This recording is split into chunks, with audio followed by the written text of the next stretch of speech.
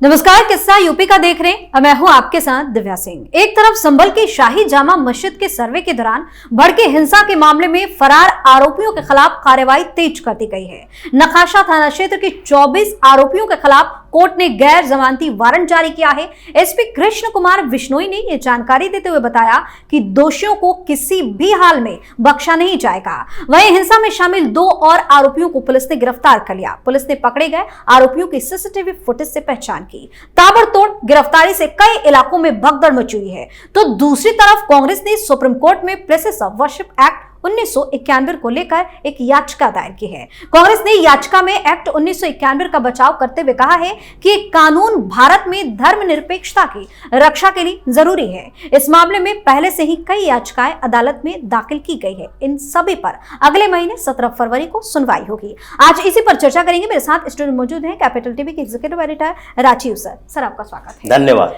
Sir, संभल में ताबड़तोड़ action तो जारी है, फिर से 24 के जो आरोपी हैं उनके खिलाफ गैर जमानती वारंट जारी हुआ है। ये प्रक्रिया है और जिस प्रक्रिया से सरकार काम कर रही है, सरकार की तरफ से ये बार बार कहा जा रहा है एक को भी नहीं बख्शा जाएगा। और इसमें 500 से ज्यादा आरोपी हैं जो सीसीटीवी कैमरे से फुटेज मिले हैं और जो मोबाइल रिकॉर्डिंग से मिले हैं। जब पत्थरबाजी हो रही थी, जब हंगामा शुरू हुआ था, तो कुछ पुलिस वालों ने भी अपने मोबाइल स्टार्ट किए, उससे भी वीडियो बनाया था। उसके आधार पर भी कुछ चेहरे पहचाने गए हैं। तो कुछ चेहरे पहचान लिए गए हैं जिसके घर में जाकर वहां पर उसको पकड़ने की कोशिश की गई, लेकिन वो पकड़ा नहीं गया। तो ये सरकार ने 3 तरह के तरीके अपनाए हैं। एक तो जिनकी पहचान नहीं हुई है, चेहरे सिर्फ जाने जाते हैं, चेहरे से सिर्फ पहचान है, उसका पूरा एड्रेस इसके पास नहीं है। यानी कि मतलब साफ है कि वो सिर्फ और सिर्फ संभल के उन मोहल्ले के लोग नहीं हैं जहां से पहचान कराई जा सकती है। इस जामा मस्जिद के आसपास के लोग नहीं है, वो थोड़े बाहर के लोग हैं, या हो सकता है दूसरे जिलों से भी बुलाए गए होंगे। क्योंकि इन लोगों ने पहले से तय कर लिया था कि आज एएसआई सर्वे होगा, उसमें पुलिस भी रहेगी, हम लोग हंगामा करेंगे। अचानक से तो इतने लोग आ नहीं गए, तो पहले से तैयारी होगी। तो जिन लोगों की पहचान नहीं की गई है अब तक, उसके पोस्टर लगाए जा रहे हैं और उसकी पहचान कराई जा रही है। क्योंकि जब तक आपके पास उसका फुल प्रूफ एड्रेस नहीं होगा, उसकी पहचान नहीं होगी, कोर्ट में ले जाकर कैसे कहेंगे कि इसके खिलाफ नॉन अवेलेबल वारंट जारी कीजिए ताकि हम कुर्की जब्ती कर सके। इसलिए दूसरे स्तर पर उन लोगों का है जो कि धीरे धीरे पहचान में आ रहे हैं, जिसके पहचान है, वो उसका घर का एड्रेस है पुलिस के पास। पहले उसके घर पर जाती है पुलिस, वहां पर ढूंढती है, तलाश करती है, और जब उसके घर वाले भी ये बताने से इनकार कर देते हैं कि उनको पता नहीं है कि वो कहां है, तो उसके बाद कोर्ट में प्रोसेसिंग के लिए जाता है और कहता है कि भाई ये लोग गायब हैं। अब गायब है तो क्या किया जाएगा?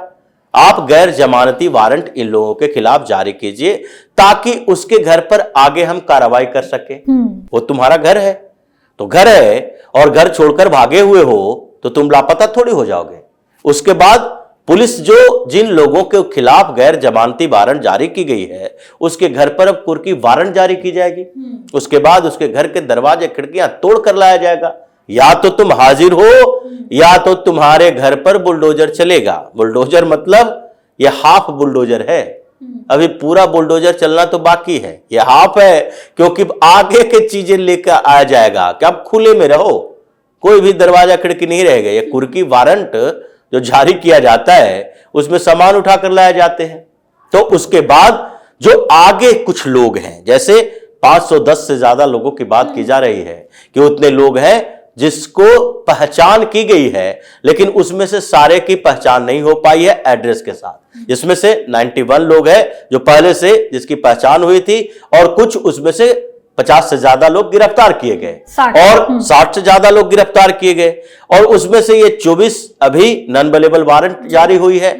आगे जैसे जैसे उन लोगों की पहचान होगी, नॉन अवेलेबल वारंट की संख्या बढ़ती रहेगी। क्योंकि जिस तरह से संभल में इन लोगों ने जो काम किया है, उस काम का परिणाम इसे ही भुगतना पड़ेगा।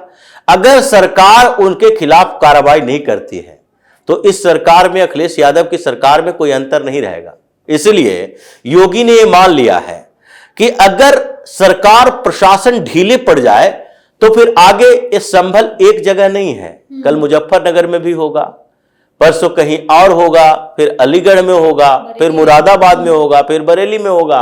ये हर जगह पर जहां जहां इस्लामिक क्लस्टर है, जहां ये लोग भेड़ों की तरह रह रहे हैं एक दूसरे के साथ, जहां छोटे छोटे दड़बे बनाकर भी रह के अपने आप को सुरक्षित महसूस करता है और दूसरे के लिए असुरक्षा पैदा करता है, उन सारे जगहों पर इसकी संभावना बढ़ रही है। क्योंकि अभी कोर्ट का फैसला है, अभी कोर्ट का आदेश है इस बात के लिए कि एएसआई सर्वे वगैरह नहीं कराए जाएंगे, लेकिन वो इंजेक्शन खत्म होगा तो फिर उसके बाद अभी कई और मस्जिदें हैं, कई और मदरसे हैं, अभी ये खत्म नहीं होने वाला है।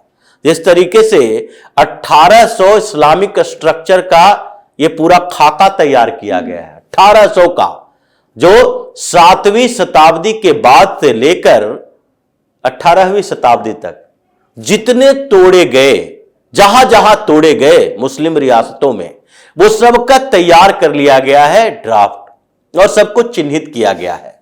कब, कहां पर, कैसे दावा पेश करने हैं, इसकी तैयारी चल रही है। क्योंकि इनको पता है कि अभी कर्नाटक में अगर दावा पेश करते हैं तो कर्नाटक में कोर्ट क्या करेगी, उससे पहले पुलिस ही कर देगी। सरकार कांग्रेस की है, तेलंगाना में करते हैं कोई फर्क नहीं पड़ेगा। तो सर यही वजह है क्या कि Congress party places of worship act को लेकर थोड़ी सी बौखलाई हुई और सुप्रीम कोर्ट तक पहुंच गई? देखिए, प्लेसेस ऑफ वर्शिप एक्ट को लेकर सिर्फ कांग्रेस नहीं पहुंची है, ये जितने एंटी हिंदू मानसिकता वाले सो कॉल्ड सेकुलर पार्टियां हैं, जितनी है, कुछ तो पूरी तरह से मुस्लिम पार्टी है। जैसे सबसे पहले असदुद्दीन ओवैसी गया इंटरवेंशन रिट लेकर, हस्तक्षेप याचिका जिसको कहते हैं, कि भाई मेरी बात सुननी चाहिए, हम भी बड़े इंपॉर्टेंट हैं, हमारी राजनीतिक पार्टी है जो देश में 10, 20, 50 लोकसभा सीटें जीतकर आती है। 1-2 सीटों में सिमटने वाली ये पार्टी पूरे हिंदुस्तान के मुसलमानों का प्रतिनिधि समझने लगती है, और वो भी जाकर सुप्रीम कोर्ट में कही, और सुप्रीम कोर्ट ने कह दिया नहीं नहीं ठीक है, हम आपकी बात भी सुनेंगे। फिर उसके बाद राजद वाले भी चले गए, मनोज झा, इन लोगों ने भी इंटरवेंशन रिट दायर किया, फिर सपा वाले भी गए हैं, कांग्रेस वाले भी गए हैं। अब कांग्रेस इन लोगों में सबसे बड़ी पार्टी है, बड़े भाई की भूमिका में रहती है, और इसको तो सबसे ज्यादा इंपॉर्टेंस भी मिलना चाहिए सुप्रीम कोर्ट के अंदर। क्यों? क्योंकि इसी की सरकार के समय ये प्लेसेस ऑफ वर्शिप एक्ट लाया गया, और भारतीय जनता पार्टी की सरकार के समय इसे हटाया जाएगा, जो स्थितियां चल रही है। ये सुप्रीम कोर्ट ने प्लेसेस ऑफ वर्शिप एक्ट पर सुनवाई ही बड़ा देर से की, पहले करना चाहिए था। 2020 से याचिका दायर है, जिसमें सुब्रमण्यम स्वामी की भी याचिका है, पुरोहित संघ की भी याचिका है, अश्विनी उपाध्याय की भी याचिका है, कुछ एनजीओ की भी याचिका है। ये सारी याचिकाओं पर सुनवाई हो रही थी, और होनी थी कि नहीं, ये प्लेसेस ऑफ वर्शिप एक्ट पूरी तरह से असंवैधानिक है, लेकिन उस समय सुनवाई नहीं हुई। सुनवाई कब हुई? जब संभल का विवाद आया, जमीयत उलेमा ए हिंद सुप्रीम कोर्ट पहुंचा, एक और कहा कि नहीं नहीं, प्लेसेस ऑफ वर्शिप एक्ट पर पूरी तरह से निर्देश जारी करो कि कहीं भी इसके खिलाफ कोई कार्रवाई नहीं हो। कोई कोर्ट, लोअर कोर्ट तो कम से कम कोई याचिका ही एक्सेप्ट ना करे इस तरह की, और इसलिए सुप्रीम कोर्ट ने सुनवाई शुरू कर दी। जब सुनवाई शुरू की तो सरकार को नोटिस जारी किया कि भाई आपका क्या कहना है, क्योंकि ये कानून तो पार्लियामेंट से बना है, और पार्लियामेंट से बने हुए कानून पर हम चर्चा कर रहे हैं, तो सिर्फ पार्लियामेंट में जो बैठे हैं उनकी बात भी सुननी चाहिए। आप वर्तमान में आपकी सरकार है, बहुमत है, हो सकता है कि वक्फ बोर्ड की तरह इसको भी निस्तानाबूद करने की तैयारी चल रही हो, कि वक्फ बोर्ड संशोधन विधेयक की तरह ये वर्शिप एक्ट में भी संशोधन किया जाए, और वो 15 अगस्त 1947 को हटा दिया जाए। ये कहा जाए कि पहले 200 साल पहले, 500 साल पहले, 1000 साल पहले वो डेट निर्धारित किया जाए, या फिर ये कहा जाए कि हाँ भाई, जैसे जिसकी स्थिति है, जो स्थिति में जो मस्जिद है, दरगाह है, मदरसा है, या फिर चर्च है या मंदिर है, अगर कोई लीगली फाइट करना चाहता है कि इसके अंदर हमारे आस्था के कुछ भी सबूत हो सकते हैं, तो उसको यह स्वतंत्रता मिलनी चाहिए। याचिका में यही दायर की गई है, लेकिन जमीयत वाले पहुंच गए, फिर मुस्लिम पर्सनल लॉ बोर्ड पहुंच गया, तो ओवैसी पहुंच गया, तो सपा पहुंच गई। अब कांग्रेस पहुंची है कि इसको अगर छेड़छाड़ किया गया तो सद्भावना बिगड़ जाएगी देश की, मुसलमान नाराज हो जाएंगे। सद्भावना बिगड़ने का मतलब यही है, क्योंकि इसके हटाने से हिंदू तो नाराज नहीं होंगे, हिंदू तो खुश होंगे। तो नाराज कौन होगा? मुसलमान। और मुसलमान नाराज होगा तो क्या करेगा? पत्थर उठा लेगा, बम फोड़ देगा। ये डरे हुए लोग यही तरीके की मानसिकता रखते थे। और इन लोगों को वोट नहीं मिलेंगे। और वोट तो सेकेंडरी ऑप्शन है। सबसे बड़ी बात है कि ये डरी हुई पार्टी है। कांग्रेस के अभी के नेता नहीं, 1947 से अब तक की बात है। ये अगर इतना डरा हुआ नहीं रहता मुसलमानों से तो पाकिस्तान बनता ही नहीं। जवाब देना चाहिए था कि तुम दंगा करोगे तो ठीक है, तुम्हारे हाथ में तलवार है तो दूसरे पक्ष के हाथ में भी तलवार हो सकता है, तो तुम भी लड़ो, ये भी लड़े। तुम्हारे लड़ने से तुम्हारे पक्ष में क्यों झुक जाए? तो ये उस समय से डरी हुई पार्टी है। और उसके बाद आज क्या स्थिति रही? आज भी वही स्थिति है। आर्टिकल 370 को लेकर जब मोदी सरकार ये प्लानिंग बना रही थी तो कांग्रेस क्या कहती थी? अगर कश्मीर के साथ छेड़छाड़ किया गया तो पूरा हिंदुस्तान में आग लग जाएगी, ये मुसलमान बर्दाश्त नहीं करेंगे। आखिर किया गया, इसे हटाया गया और एक चू आवाज नहीं निकली कहीं से। सीएए पर वही बात, एनआरसी को लेकर वही हंगामा। अब प्लेसेस ऑफ वर्शिप एक्ट को लेकर यही डर पैदा करने की कोशिश की जा रही है। लेकिन इसका कि देखिए, इससे छेड़छाड़ किया जाएगा तो पूरे हिंदुस्तान जलने लगेगा। लेकिन अब सरकार इस पर फैसला क्या लेती है, अभी कोर्ट में इसकी जानकारी देगी और कोर्ट में जानकारी देने के बाद सरकार यह बताएगी कि भाई प्लेसेस ऑफ वर्शिप एक्ट पर हम कुछ सोच रहे हैं। अभी सोच रहे हैं तो कोर्ट भी सोचे कुछ समय, और कोर्ट जो सुप्रीम कोर्ट सोचे तो कम से कम उस प्रावधान के साथ सोचे कि अभी जो आप इंटरिम आदेश दिए हो, अंतरिम आदेश, जिसमें ये बोले हो कि नहीं अभी किसी जगह पर कोई भी लोअर कोर्ट किसी सर्वे के लिए भी याचिका एक्सेप्ट नहीं करेगी। अगर आपने ऐसा किया है तो क्या करोगे? उस आदेश को वापस लो और आगे सुनवाई होगी। हम सोच रहे हैं, आप भी सोचते रहो।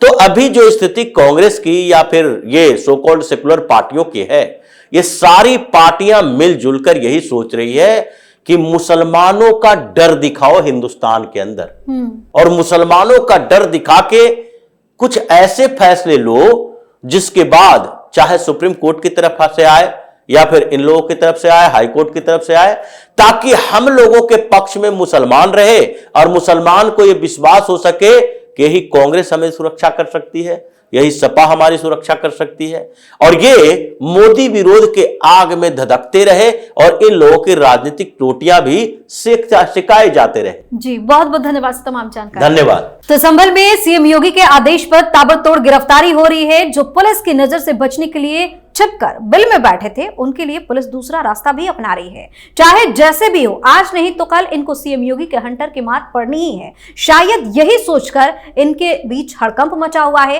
और अपनी जान बचाने के लिए इधर और उधर भाग रहे हैं। किस्सा यूपी का में आज के लिए इतना ही। अगर आपने अभी तक हमारे चैनल को सब्सक्राइब नहीं किया है तो सब्सक्राइब कर लीजिए, हमारे वीडियो को लाइक कीजिए, शेयर कीजिए, हमारे वीडियो पर कमेंट करके जरूर बताएं कि आपको हमारी खबर कैसी लगी। धन्यवाद।